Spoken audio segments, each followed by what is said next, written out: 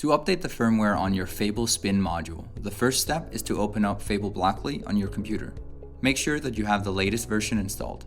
You can find the latest version on our website. The next step is to grab your Spin module and turn it on by just pressing the button on the front of it. Then, take your USB to micro USB cable and connect the Spin module with your computer. Once connected, press and hold the power button on the front of your Spin module. Keep holding it down. The Spin module will turn off, but keep holding down the button. After a short moment, the Spin module will start flashing red and blue. This indicates that update mode is now active and you can proceed with the firmware update. Switching over to the computer now. In Fable Blockly, click the Settings button. This will open up the settings window.